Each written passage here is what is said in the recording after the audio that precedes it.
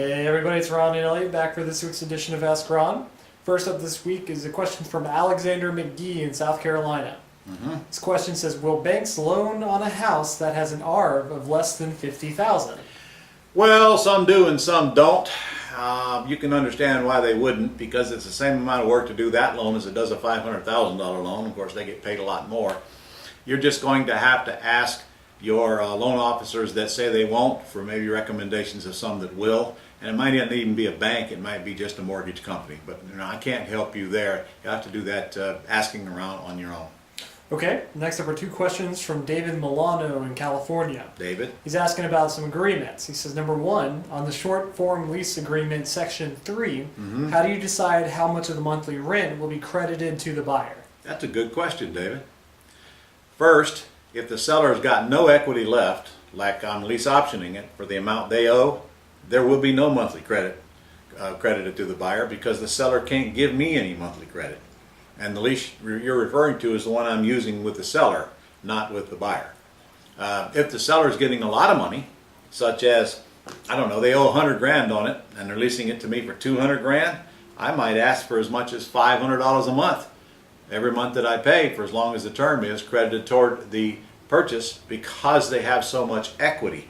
And it's kind of a way just to build in your own hedge fund. And frankly, the longer it goes on, the cheaper your price goes. So that might encourage me to actually take longer to get through the back end. And in fact, it might encourage me to structure my sale so that it takes longer for my buyer to get out. So anyway, there's no formula. It's case by case, but and the more the equity the seller's got, the bigger the monthly credit I'm going to ask for. Okay, his second question is about the authorization to release information form. He says, what if the seller refuses to give us their social security number? Well, you can't make a seller give you something they're not going to give you. I mean, it's not the end of the world. Don't worry about it.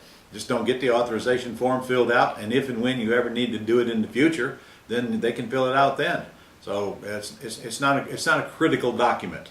The authorization only allows you to ask questions to the bank and get response. I don't need to do that. There's really no real estate deal that I've got that I have to get answers out of the bank.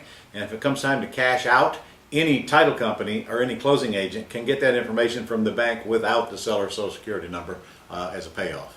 Okay, next up is Thomas Carlin from Washington. Hey, Thomas. He says, if you are operating through your self-directed Roth IRA, as I do, one of your deals ends up in litigation, do the legal fees come out of your IRA? Yeah, sure. If it's an IRA property, the IRA can pay for the legal fees. It's just another expense. Okay. Next up is Harry from Ontario, Canada. Harry? He says, the bank has owned a property I'm interested in for 4 years. It was listed at $5.5 million and has been reduced recently to $2.5. Property is currently 50% leased. His comps say it's only worth $797,000 though.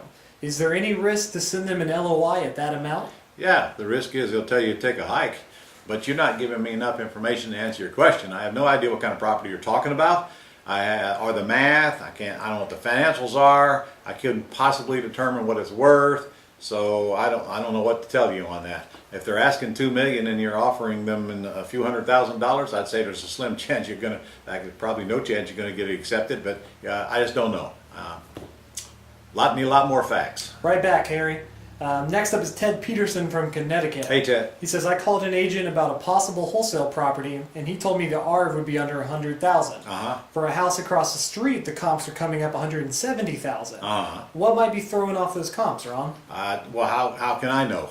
I don't know where he got your $100,000 from. Look, anybody can go on Zillow and look and see what your comps are. Zillow.com. You'd go judge your own comps. You don't have to get anybody else's opinion for comps. It's free. So go, in fact, they've just changed Zillow now. It's even easier to use than it was. You put in your address and then go hit the first sold only or sold recently button, and here comes a whole page of properties that have sold. Make your own decisions. Just remember, comps have to be recent sales, similar in square footage, and close in proximity. And that proximity now, be careful. Look at the map and make sure there's no big divider between your subject and your comps, like an interstate highway or a major highway, or a waterway, or something like that. If your comps are in the same subdivision and they're the same size, and there's nothing weird about the one that's sold for a higher price, then that's my comps. But I can't possibly answer that when I can't see his comps and your comps. Okay, next up are two questions from Marianne Nunez. How come everybody's sending me questions today that I can't answer? I mean, I guess I could make up something though, couldn't I, Elliot? Could do. No, I'm not doing that.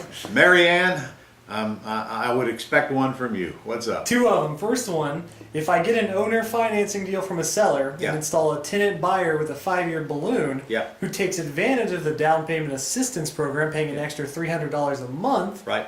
do I continue the program for 5 years as long as there is enough in the back end when the buyer cashes out? Well, yes and no. Mary Ann, that depends on you. You got to do the math, girl. I don't know. You're giving up $3,600 a year times 5. That's only what, $18,000? Who cares? You're probably going to mark up the value of the house way more than that to begin with. So you're actually giving away artificially inseminated equity. So my answer would be yes. All right, her second question says, if I had a buyer that gets an FHA loan and pays PMI Right. that they have to pay for the term of the loan, oh my God. That's true. They do have to pay it for the term of the loan. However, when they feel like they've got 20% equity in it and the loan balance is only about 80% of the value, they can petition FHA and have them release the PMI. Fantastic, good answer. Last question this week from Tal Ginta in Florida. It says, what is the name of the form I need to use if the loan is not current? I have no idea what form you're referring to. That's all the information he gave us. Yeah, well, every state has foreclosure laws now, so if it's in foreclosure, that's one set of forms, and that probably is special agreements in several states, but gee, I don't know. I don't know what form you're referring to. Okay, that's all the questions we have this week, Ron. All right, guys, well, I'll go out and do some deals, and I'll see you next week. Same time, same channel. Have a good week.